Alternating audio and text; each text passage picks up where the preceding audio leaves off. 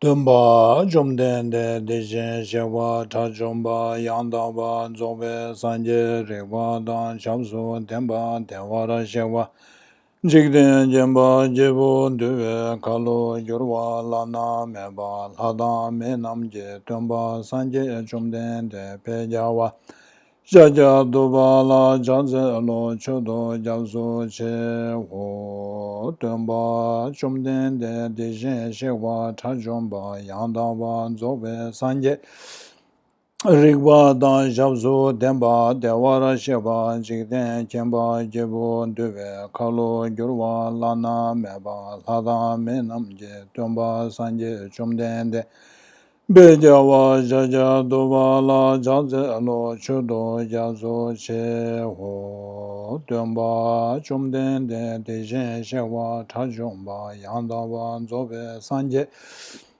Rigwa Dan Shabsu Temba Dewara Sheba Jigden Kemba Jibu Dube Kalu Gyurwa Lana Meba Lada Menamje Tumba Sanje Chumden de Bejawa Jaja Dubala Chaze Lo Chudo Jabzu Che Ho Sanje Chudan Soje Chonama La Jangju Bado Tane Jabzo Che Tage Shushe Jebe Sonama Je Jola Penje Sanje Jobara Sho Sanje Jola Soje Chonama La Jangju Bado Tane Jabzo Che Tage Shushe Jebe Sonama Je Jola Benje Sanje Jobara Sho Sanje Shudan Soje Shonama La Chanju Pado Tane Jabzo Che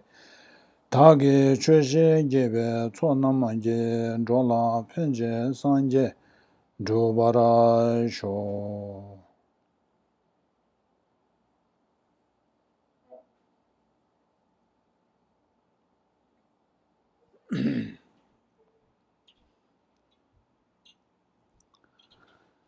Okay, good morning everyone.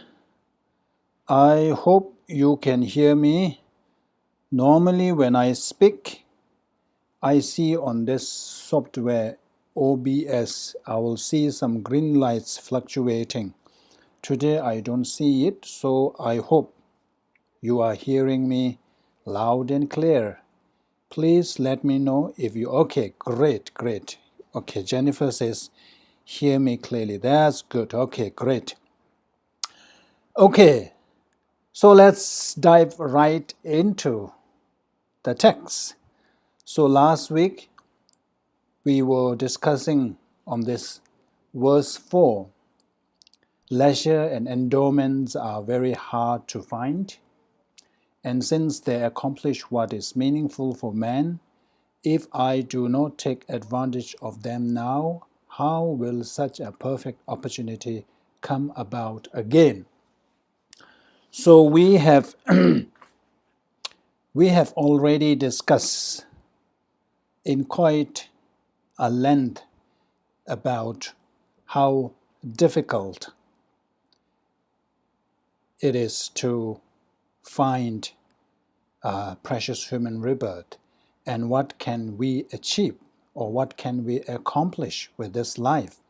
We have discussed that in detail. So now after contemplating on these points, we should arrive at 4 conclusions, or we should resolve to do 4 things. So what are these 4 things? I thought this is very important. Many times we miss the point. We go through all these contemplations. We go through identifying the 8 glaciers and 10 endowments. Then we also contemplate what meaningful endeavors we can achieve through this precious human rebirth. And also we discuss about how it is difficult to find again. But then after all that, we still don't have anything solid to take home. So that's why even though you may already know this, but I thought that it is important to emphasize on this. So the first resolution, upon contemplating on the topic of precious human rebirth, we have to resolve to do 4 things. So the first one is that we must resolve that I must practice Dharma. We must come to the conclusion that Dharma is necessity. It is necessity to practice Dharma. The reason we are not just saying that, we are making these conclusions based on logical reasons. So what is the reason? Because we all seek happiness. Remember, I often ask this in class, why are you here? Like today, why are you tuning in? You can do all other things. It is a very pleasant morning. You could have opted to go out for a nice stroll. You could have watched some TV. You could have read something. But you still chose to come here. On the surface level, we may have all kinds of reasons, but deep down, we are driven by wanting to be happy and wanting to avoid suffering. But achievement of happiness and freedom from suffering is dependent on very particular causes. In the karma topic, we learn that karma is certain or fixed. When we say karma is fixed, we are not saying that once we have committed karma, we cannot do anything about it. We are not saying karma is not fixed in that sense.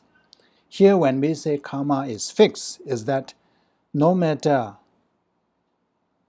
what amount of negative karma you do, there is no way that you will achieve happiness as a result of that karma.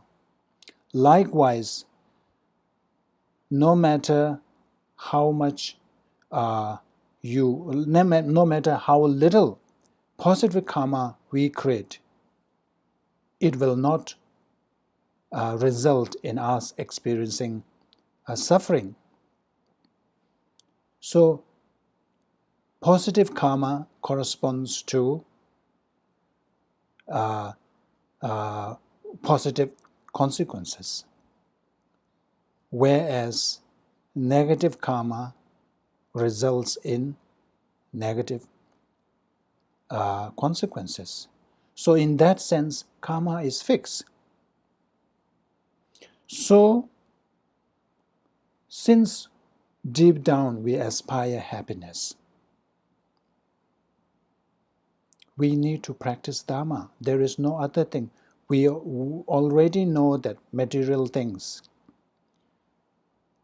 or trying to fix external conditions will not bring about lasting happiness. If we are very serious about bringing in lasting happiness, there is no other way other than practicing Dharma. So that's why, upon reflecting on the precious human rebirth. The first resolve we should make is that we should resolve to practice Dharma. After when we arrived at that conclusion that I must practice Dharma, then the question arises, do I have the capability? Can I do it? So to answer this question, we come to the next resolution. It is about recognizing the capability of practicing Dharma. You say that yes, we can accomplish. We have the capability to practice Dharma. Why? Because we have all the facilities. We have all the conditions. So when we go through the 8 leisures and 10 endowments, we know that we are very fortunate. We have all the necessary conditions. Not only we have achieved human rebirth, we have met Buddha Dharma. In this world, they say there are 7 billion people, 7 billion human beings on this earth. But out of 7 billion, how many are followers of Buddha Dharma? How many followers of Buddha? How many have met Buddha Dharma? It's a small percentage. So we are part of that handful of people who are lucky enough to have met Dharma. And then not only we have met Dharma, we have access, let's say, we have access to Dharma as well as to Dharma teacher. Many of us are very fortunate to have received teachings from His Holiness the Dalai Lama. That is, if we think carefully, if we think deeply, that is such a great fortune to have that kind of opportunity. So in that sense, we have all the conditions. Our life, whatever facility and condition we are in, is very, very conducive to Dharma practice. So in that sense, we have the capability. So we must come to that conclusion, and we must make that resolution, or we must resolve that yes, not only I have to practice Dharma, I have the capability to do so. The next one is, even after realizing that how critical it is to practice Dharma, we tend to say that, we tend to think that, okay, maybe I should do that in my next life. I can do it in my next life. This life, let me enjoy my life. Let me do other things. Maybe when in my next life, I can do that. So here saying that we must practice Dharma in this life, because there's no guarantee that we will obtain precious human rebirth again. So we cannot afford to leave our Dharma practice to the next life. So we must decide that, I must do in this life. And then the fourth one is that must begin practicing right now, necessity to accomplishing it right now. Even after realizing that, it is important, it is critical to practice in this life, then we tend to procrastinate. We tend to push back this desire or this wish to practice Dharma, because we tend to prioritize worldly endeavors over spiritual practices. We tend to say, yes, I know I have to practice Dharma, I have to engage in spiritual practices, but first I need to finish this project. Or some will say that, oh, yes, I know it is very important to practice Dharma, but I will do that after I retire. So to counter that kind of procrastination, we have to bring in our understanding of the impermanence of death, or how uncertain the time of death is. We all know that death is certain, but the time of death is uncertain. We can die any moment, any time. We hear stories about people up and about in the morning and then dead by evening. Remember, when we hear of these stories, we display utter shock.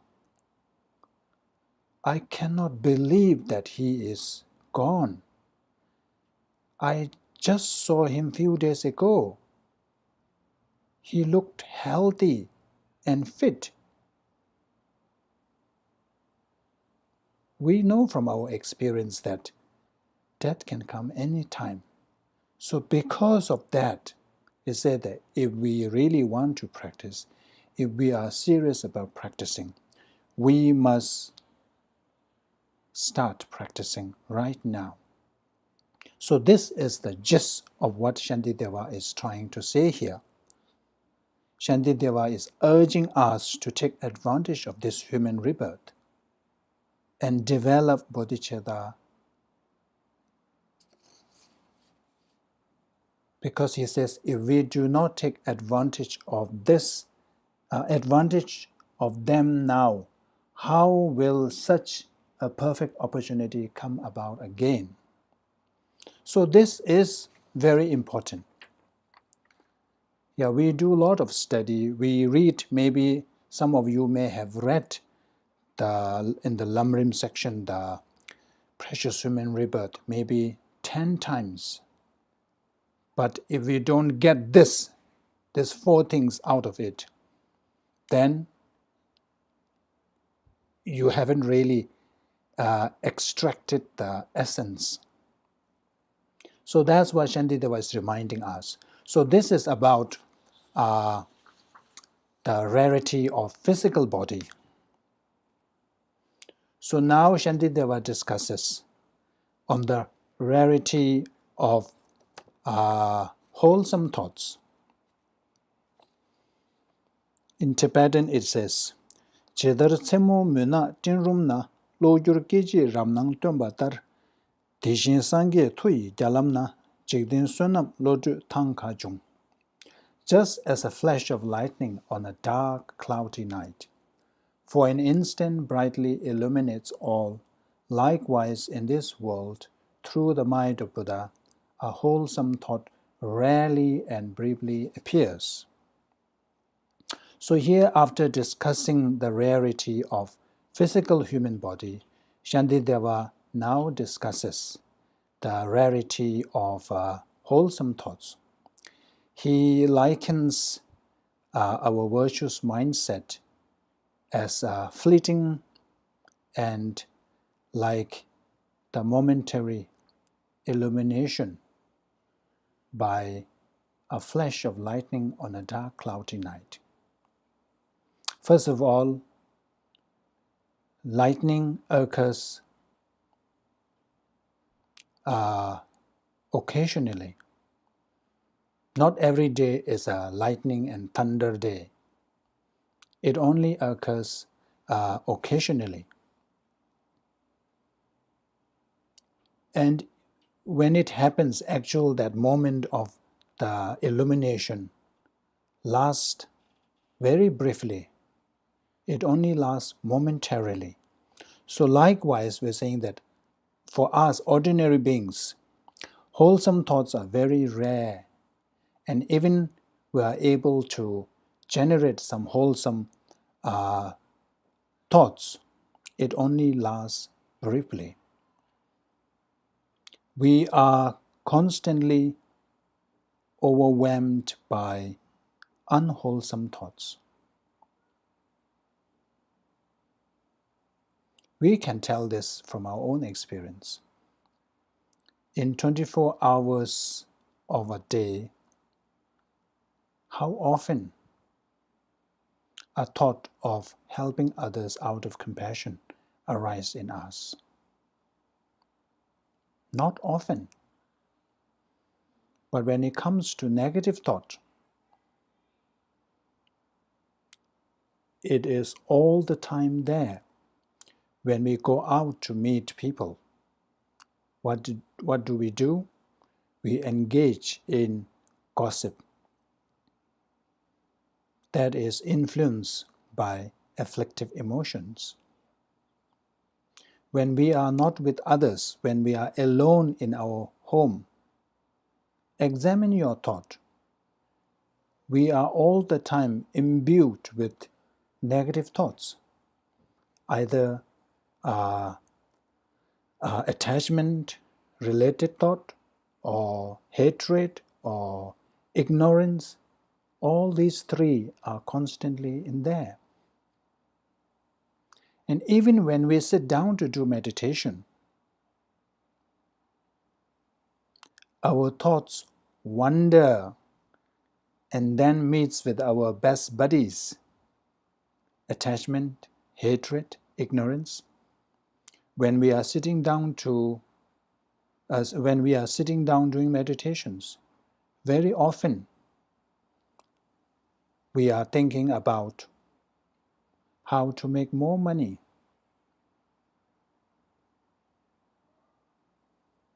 how to achieve greater success. And sometimes we are also thinking of our enemies, people whom we have difficulty with.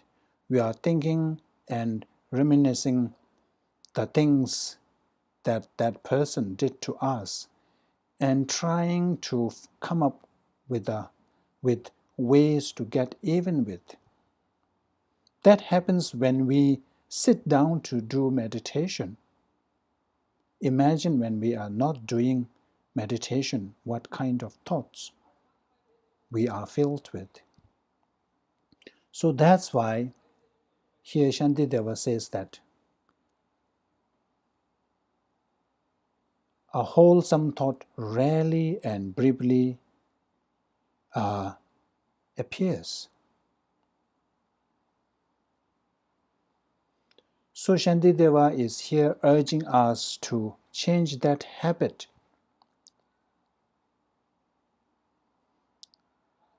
At the moment,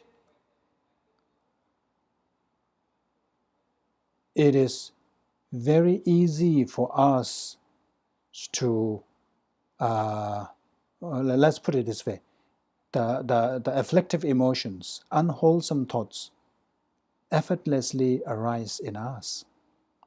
Whereas virtues, it is so difficult. So Shantideva is urging us here to change that, change our habit, and try to develop a habit of having virtuous thought.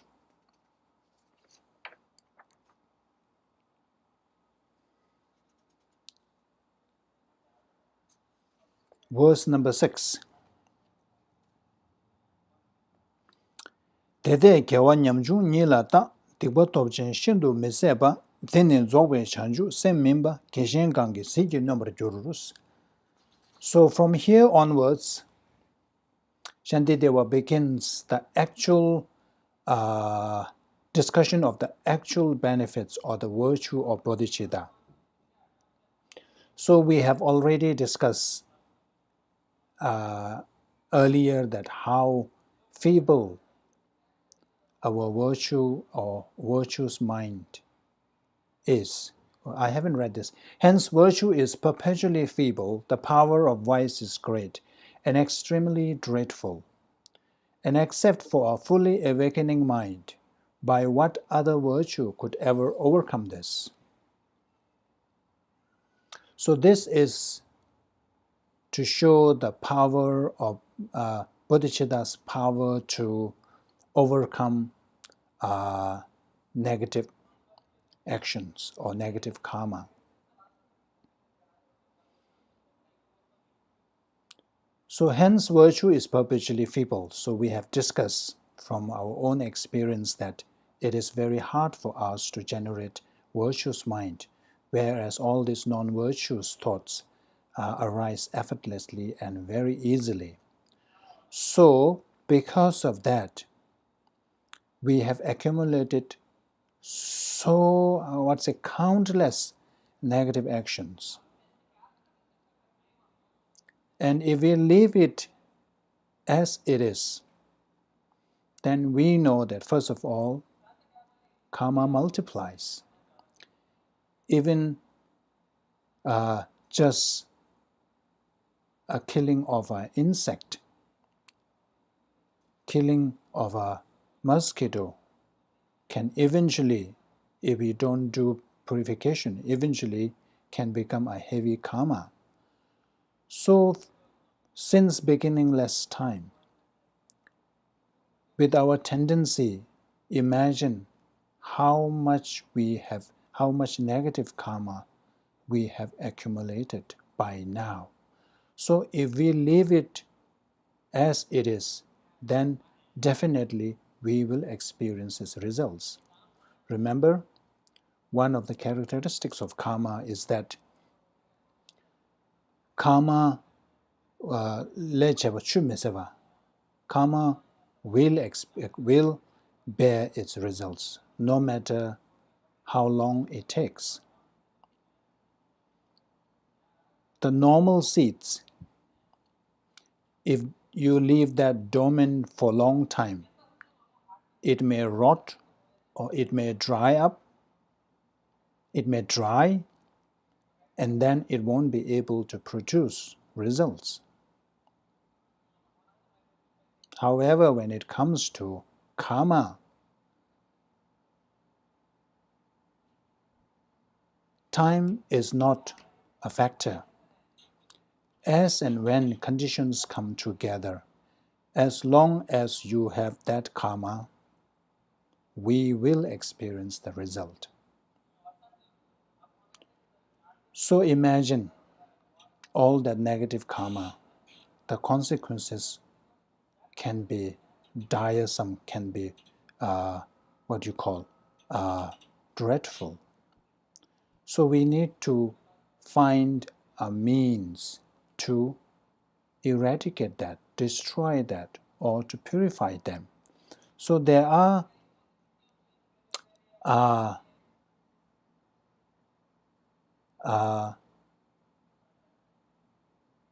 other ways of purifying. But here Shantideva is saying that bodhicitta is the most effective and powerful antidotes to negative actions. In Sutra, Buddha has used the analogy of a cat and a rat to illustrate this point. So it says that just a mere glance from a cat can overcome or overwhelm a rat. Likewise, a generation of bodhicitta too will overcome delusion and negative karma. It is said that even a person who has committed a very heavy negative karma, let's say like what is called the 5 heinous karma, even if a person has committed 5 heinous karma, if the person is able to generate bodhicitta, then he can be protected from falling into the lower realms. He will be able to escape the consequences of that negative karma.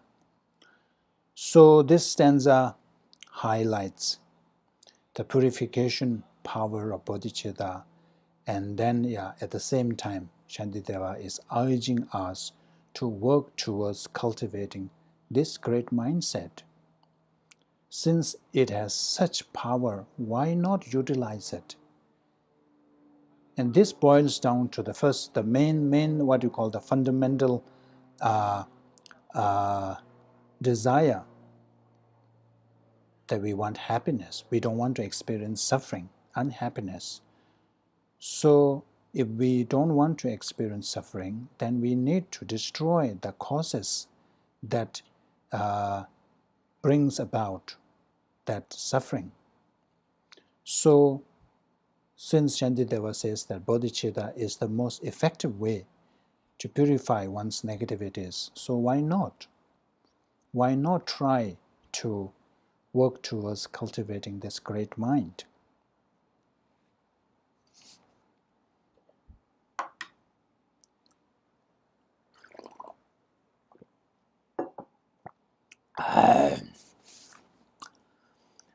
Then the verse 7. Tede keba tumar rabgong zabayi tongwa namji tinyi pembarsi dini tseme kewe so namji tejo tela nidu tobar ches. All the Buddhas who have contemplated for many eons have seen it to be beneficial, for by it the limitless masses of beings will quickly attain the supreme state of bliss. So this stanza extols the bodhicitta for its ability to produce sublime happiness.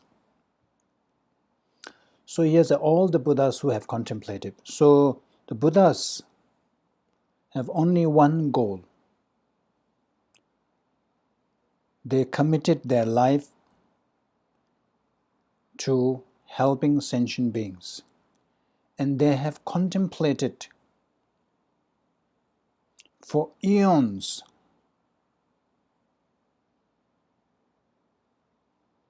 on the best way to achieve sublime happiness. And then they discovered that bodhicitta is the method to achieve that sublime happiness. So here the sublime happiness is the Buddhahood, the supreme state of bliss.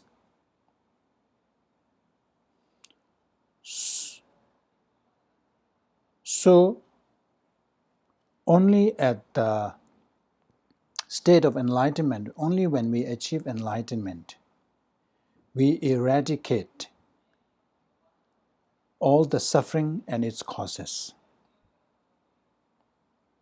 And also we perfected all the qualities. We become flawless. We become perfect in every way. We become what is called infallible in every way. That's when we have achieved that sublime happiness. No more suffering, nothing, not even a strain of suffering, no delusion, no afflictive emotions. So that's the state we want to. And Shantideva is saying that this is possible. Everybody can achieve this. And that is through generation of bodhicitta. Have seen it to be beneficial, for by it the limitless masses of beings will quickly attain the supreme state of bliss. Not only one will achieve supreme state of bliss, but also quickly.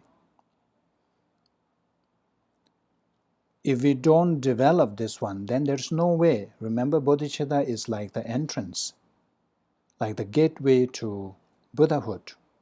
So if you don't enter that gate, no way you will end up in the house of enlightenment. You will end up somewhere else. So here, that's what Shantideva is trying to say.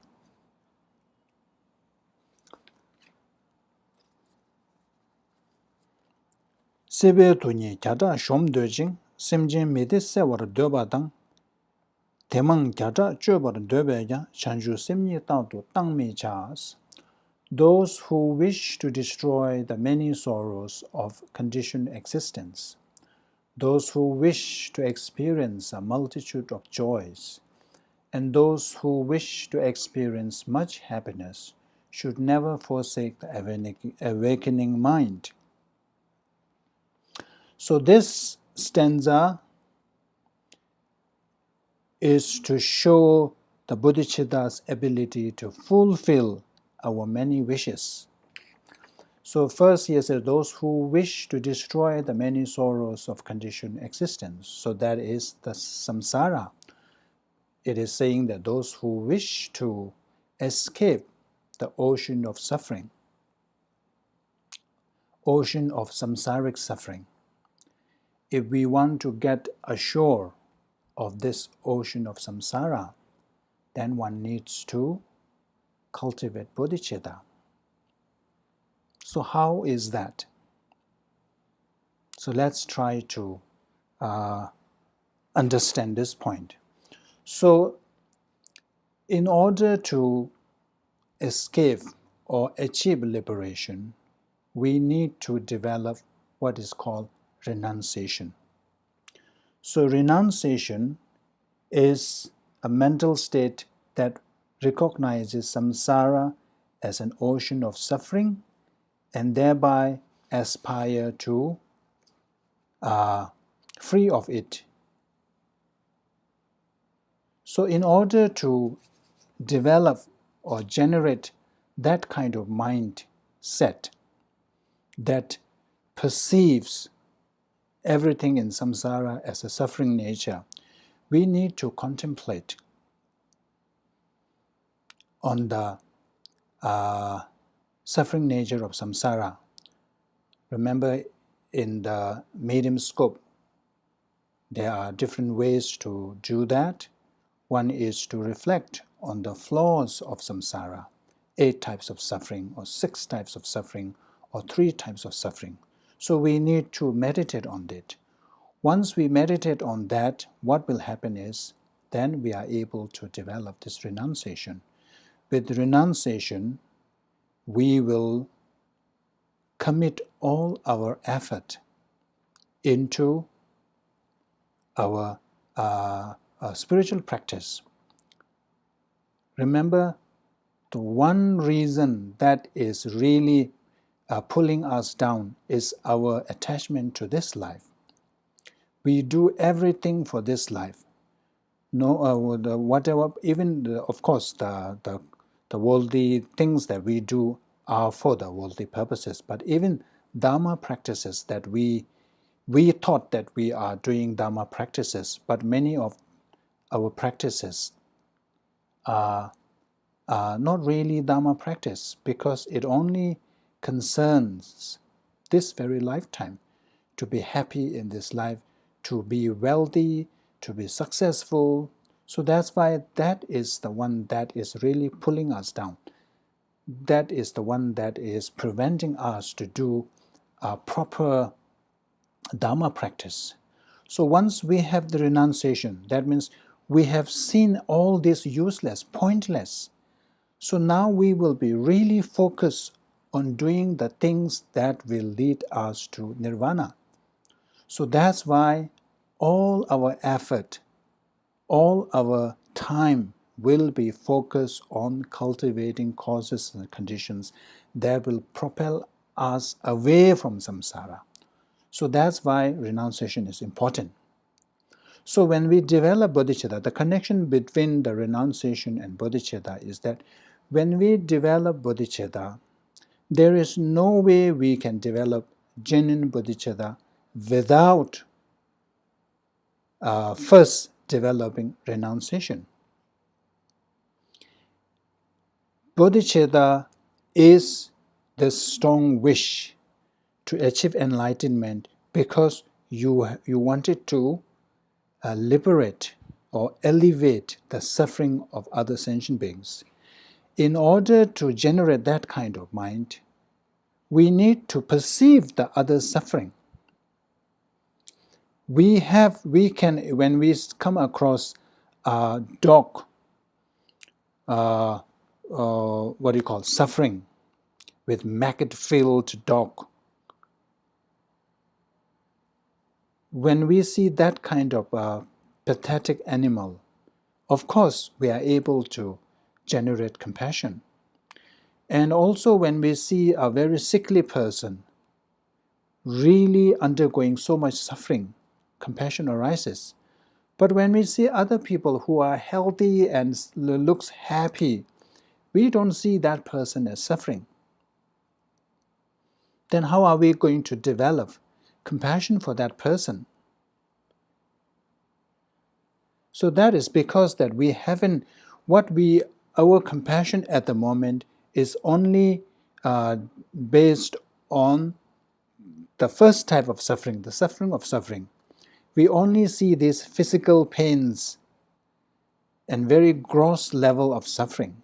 But remember, there are three types of suffering. We all experience these varying degree of suffering. Suffering of suffering, suffering of change, suffering of what's called pervasive suffering. So if our understanding of suffering is limited to the first one, then it is very hard to develop compassion towards all sentient beings, because you won't be able to perceive their suffering. So you need to first perceive the suffering, and you wanted to elevate the being from that suffering. And at the moment you cannot do it, so you want to achieve enlightenment first. That is bodhicitta, isn't it? So in order to have what you call holistic view of the suffering, so we need to have understanding of these three types of suffering. So that is related to renunciation. So the relationship between the two is that without a genuine renunciation, you cannot develop compassion for others. So if you don't have any understanding of what you are suffering, if you have no insight into the suffering nature of your own self, then how are you going to see others in that nature? So that's why first we need to develop renunciation. With renunciation, then we just have to shift the focus. So just like me, the way I am undergoing suffering, the suffering of suffering, the suffering of change, the suffering of pervasive suffering, so all these, just like me, other sentient beings are also experiencing this, undergoing these types of suffering. So I must help them. So that's where the relationship between these two comes about. So that's why when you develop bodhicitta, because you have to develop renunciation as well, so whatever you do, all your effort go towards moving away from samsara. That's why it says, those who wish to destroy the many sorrows of conditioned existence, you should never forsake awakening mind. That's one point.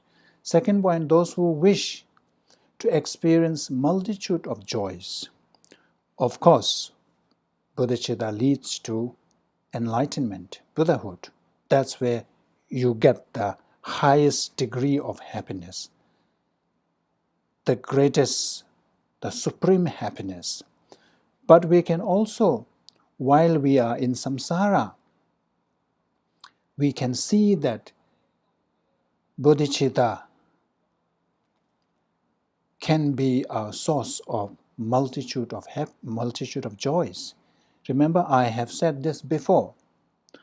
At the moment, our sources of happiness is very limited.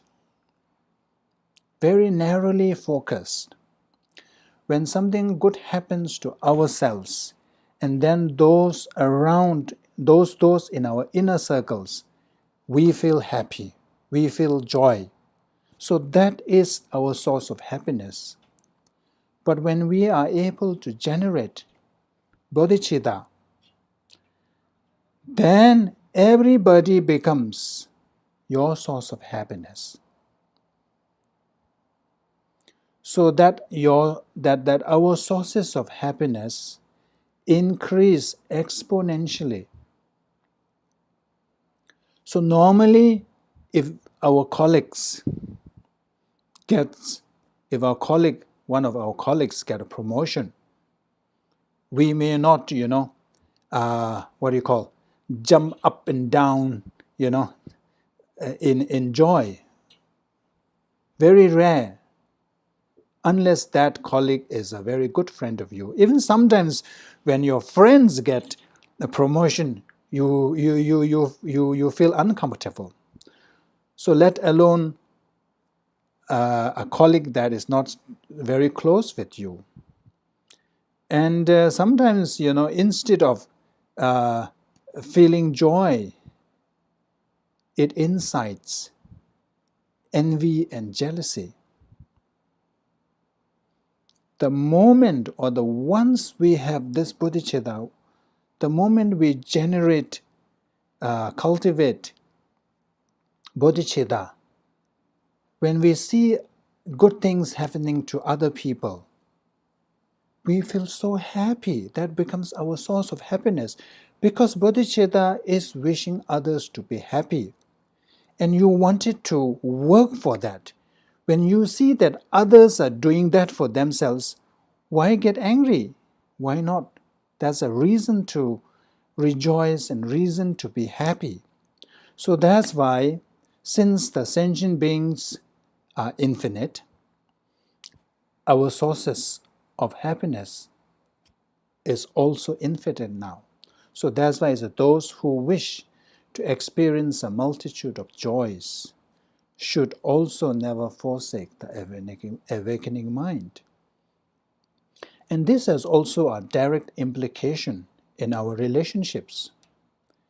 Relationships fail for many reasons, but self-cherishing and this selfish attitude often lies at the core of failed relationship.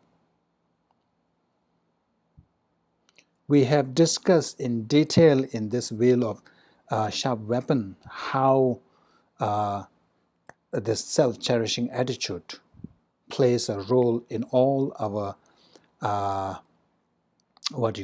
undesirable experiences.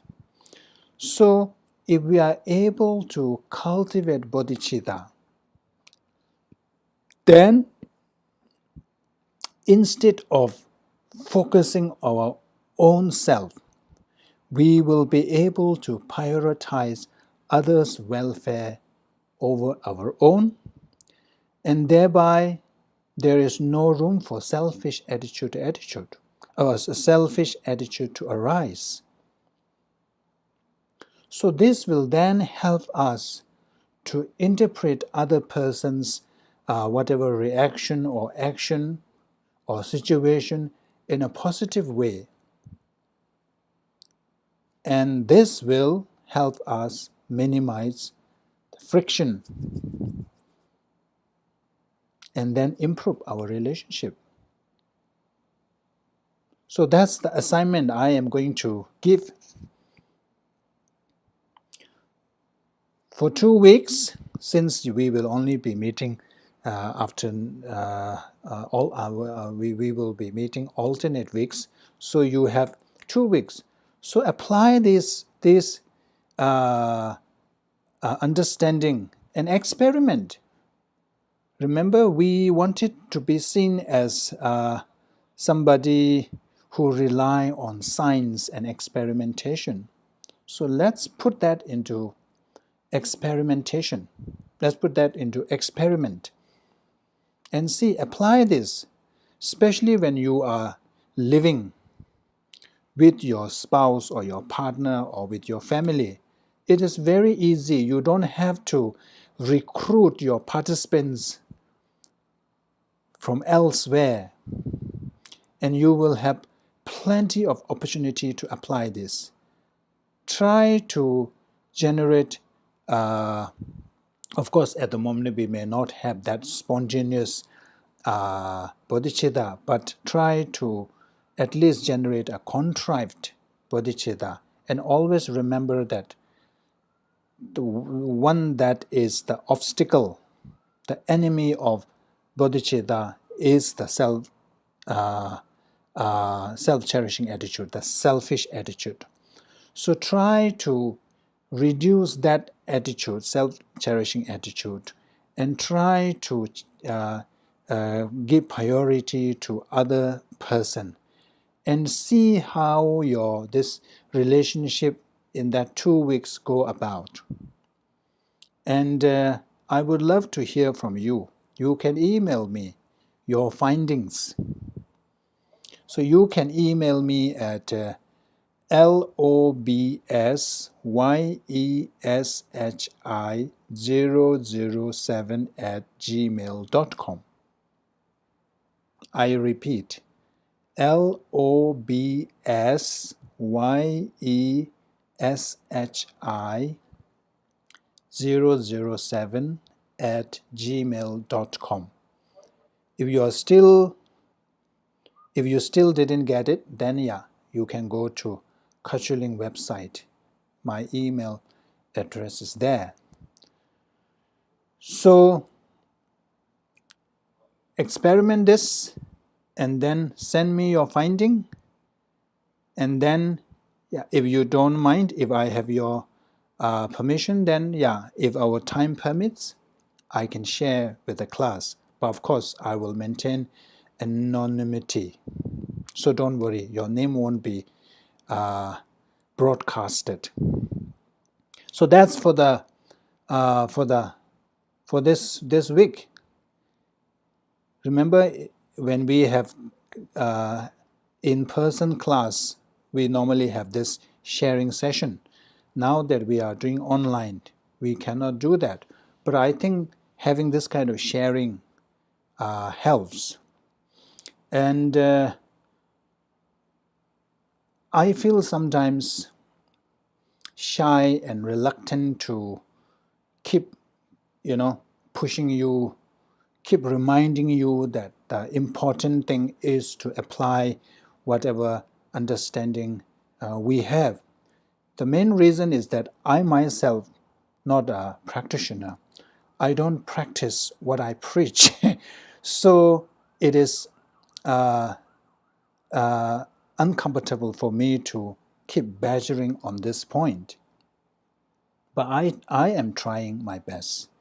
So likewise, I feel that if I repeatedly say this, maybe, maybe one person or two person may take it seriously and may remember to practice. I will be very much contented even one of you practice it for one day. I will be contented.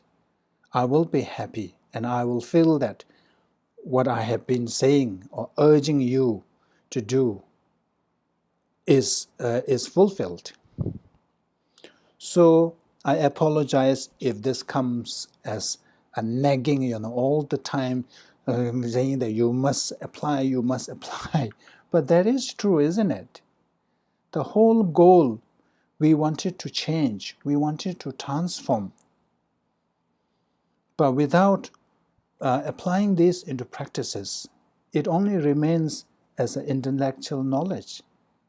Nothing will really come out. No transformation will arise. So that will be nothing new. Remember when I started my first class, I remember telling you that let's try this teaching be different, this class be a different class. I mentioned at that time that you have received teachings for many years, And some of you know more than I. But I remember telling you that let's focus on application. Let's focus on bringing changes. At the end of the year,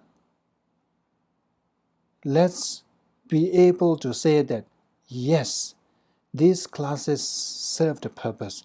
Attending these classes made me a better person. I used to be such a stubborn person. I used to be such a, angry person. I lose temper so quickly. I used to have all the time negative thoughts. But after attending these classes, I have changed. We must be able to say that. At least at the end of the year, at least we ought to be able to point to one thing and say that, yes, I have improved in this aspect. I have improved in that situation. I no longer get angry so quickly. I have become a kinder person.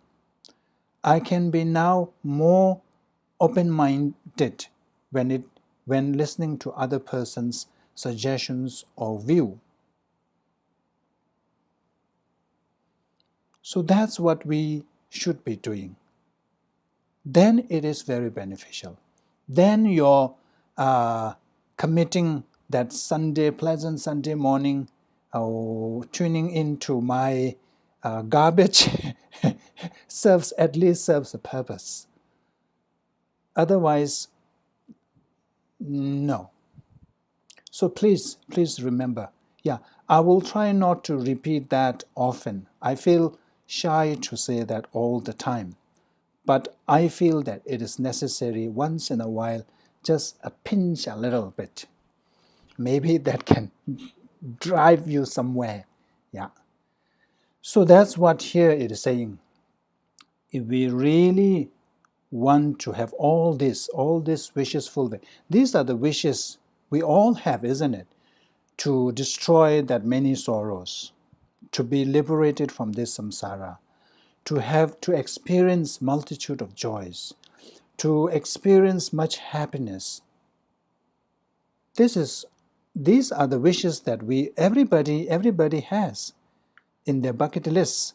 So here, if that is the case, if we all wanted these things, then one way is to cultivate bodhicitta.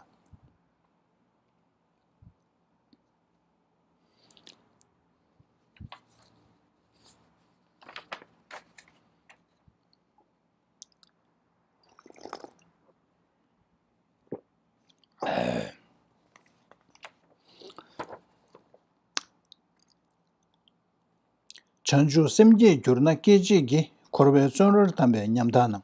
Teshi namji seshi jojashi jigdin lamir chebe chajar gyurrus. So this one, remember in the prior stanza, we talked about how bodhicitta is source of all happiness. But here it says not only source of happiness, it also carries a special standing. The moment an awakening mind arises in those fettered and weak in the jail of cyclic existence, they will be named the son of the Sugatas and will be revered by both men and gods of the world.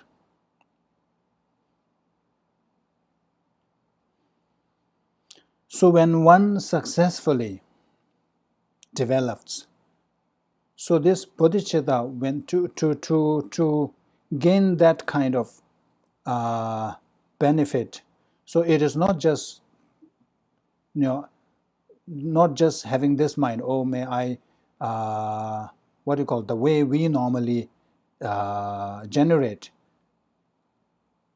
wishing, aspiring to achieve enlightenment for the sake of this one. So we say it, and our is a very contrived contrived aspect. So actual bodhicitta, it should arise spontaneously. So we some people mistake this, and I have met people claim that, oh, I have generated bodhicitta, but I don't know for sure. But sometimes people think that we do this kind of motivation. So when we do that motivation, we think that we are now bodhisattvas. We are not. We are not. So here when saying that, when we are able to develop real bodhicitta, then what happens is we will be accorded with a special name, the son of Sugatas, son of Buddha. Gewese. Here it says in Tibetan, Chanju simji gyuna kuya zora damanya, teshe namji se shi jus, teshe namji se, teshik se, or sanje se, gewe se, these are same. So we will be accorded this name, the son of the Sugatas, and then we will be revered by both men and gods of the world. So this is similar to a person who wins an election and then suddenly becomes a leader of a country. Before the election, nobody really knows this person. So I'm just an example, yeah. Nobody knows. I'm not talking about any specific person. Nobody knows about this person.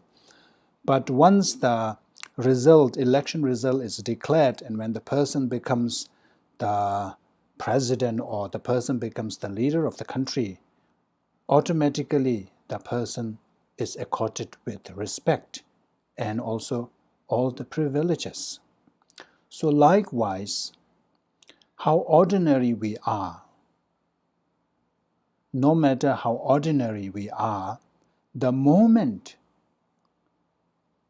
the real bodhicitta arises within us, we become the son of Sugatas. So Shakyamuni Buddha, we now prostrate to, was once an ordinary person. Our buddies, we have been buddies for many lifetimes. Shakyamuni Buddha and all of us have become friends for many times. But Shakyamuni Buddha chose to generate bodhicitta and took that path. And now Shakyamuni Buddha is up there in the object of refuge, the object of our prostration. We are still stuck in this cyclic existence because we did not follow that. Unless and until we take that path, we will be trapped in this circle. So here the main point, I think one of the important points here, when they say that in those fettered and weak in the jail of cyclic existence. So this highlights or emphasizes the point that, we all, each and every one of us, has this potential, has the capability to cultivate or to become the son of the Sugatas. In order to receive the son of Sugatas, the person does not need to be already on the path of seeing or path of meditation. Just an ordinary being who is fettered and weak in the jail of cyclic existence. The moment that person generates or cultivates or develops bodhicitta, then one becomes the son of Sugatas, and one will be revered by both men and gods of the world.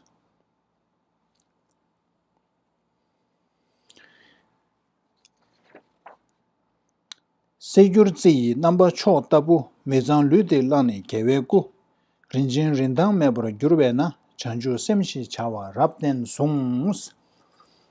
It is like the supreme gold-making elixir for it transforms the unclean body we have taken into the priceless jewel of a Buddha form. Therefore, firmly seize this awakening mind. So in this stanza, Shantideva uses an analogy of elixir to illustrate the benefit of bodhicitta. It is said that there is this potion or elixir that can transform ordinary metal into gold. If you are watching the market, you know that during the era of coronavirus, all the other commodities that plunged. However, the gold remain, the gold has actually kind of rocketed the rate. So in this time,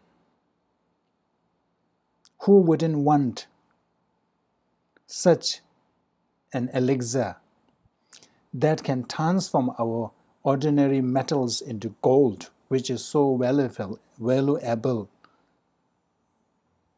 all the time, isn't it? More importantly, at this time. So that's the analogy. But no matter how that portion can transform, what amount of metal into gold. Let's rephrase. So it would be wonderful to acquire, to possess that kind of portion, isn't it? So that we can really churn lots of golds and make lots of tons of golds and make ourselves so rich. But no matter how many tons you acquire, it cannot prevent us from dying. It cannot help us beyond this life. It may even cause unhappiness. People fight over wealth all the time. But if you are able to cultivate the bodhicitta, that is far better than this elixir, gold-making elixir.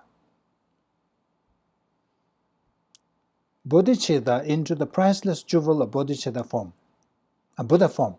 So with the generation of bodhicitta, this can transform our ordinary body into Buddha form, priceless jewel of a Buddha form. And that will guarantee us temporary as well as long-term or ultimate benefits. So Shantideva here is exhorting us to firmly seize this awakening mind, grab this opportunity, and work towards cultivating bodhicitta.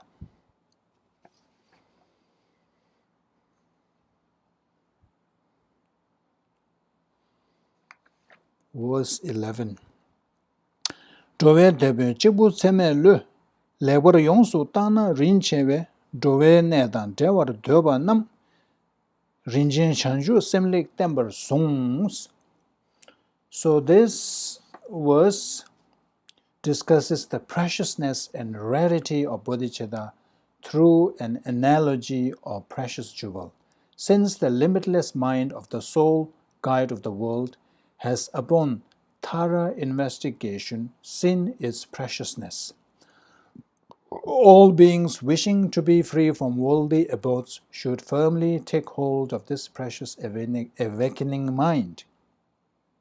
So the analogy is that in ancient times, people embarked on a sea journey to what is called the land of jewels. They supposedly is like a treasure island. So people embarked on that journey, which takes months and months to go to this place to look for treasure, look for jewels that can dispel the poverty. Dispel the poverty. And in order to get there, they need to rely on a guide who is expert on navigation, as well as who has experience, who has been there.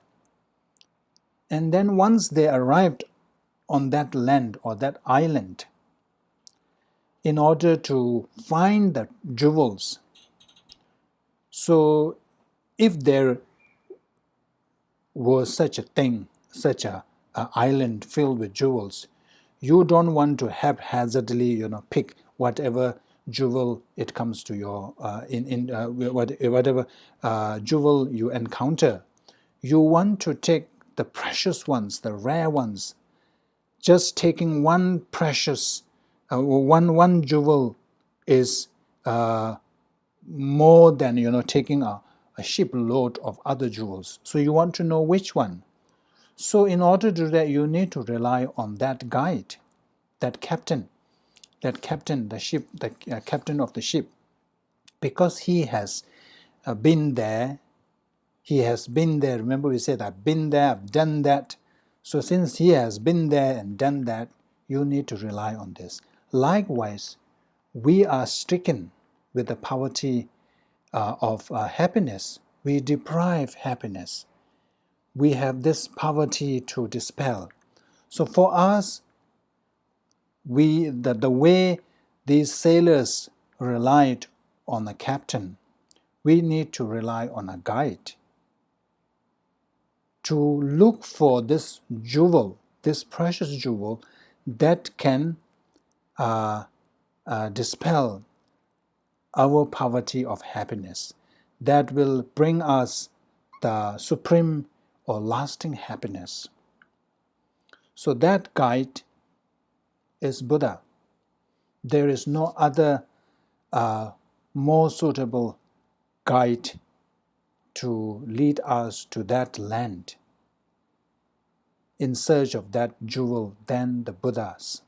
Because Buddha and those Buddhas,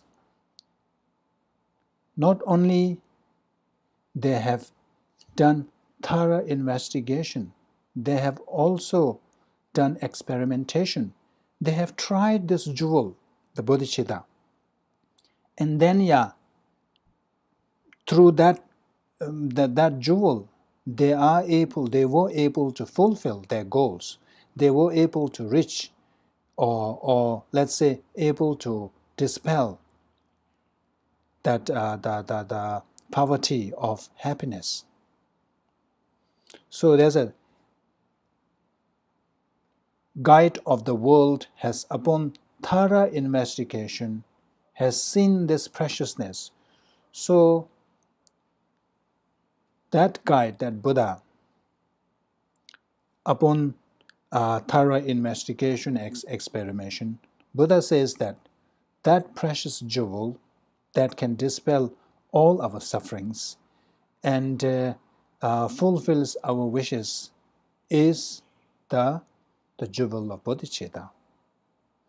So Shantideva says, we should therefore firmly take hold of this precious awakening mind. So remember, connect that with the first 4 resolutions. We have the capability, we have everything we need. One thing that is lacking is our heart. If we put our heart in it, we can get hold of this precious jewel.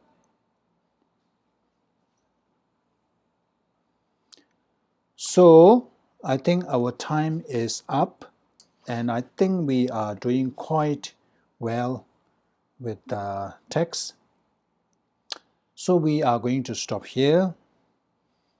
and I will try to post a summary today or tomorrow, so that will be posted on Culturelink's website. So I will try to post a summary every now and then, so there's no guarantee. As and when I have the summary, I will post, but there's no guarantee. I'm not promising that I will do summary all the time. But if you are interested, you can go onto Culturelink website and then read. Sometimes it helps. So sometimes when you listen to a talk and then sometimes I also miss a point that I wanted to say, and then when you listen, at the moment, at that time, it seems like, oh, you got it, but then, if you kind of think back and you find that you have already forgotten. So having this summary can help. So that's one thing. And that's about it, isn't it? So please, so try to do the assignments. I think that will be a good exercise. That will be a good reminder. And then, share with me. Thank you. Tage chini sabe gyawa de tendang zhowa kunla kangben dang kyabara chuzun losan thakbayi tenbe nyingbo ringdo seje sho jambe bawe chedara kemba dang kundu sangbu tenyang teshin do teta kungi jesu talo jen gyawa deda tamje rabdu ngo tusun shekbe gyawa tamje je ngowa kanla chodo ngakwa de dagi gewe zawa ndigun ja sambu chuchi rabdu ngowa raki domba lana mebe temba dan jewa dendra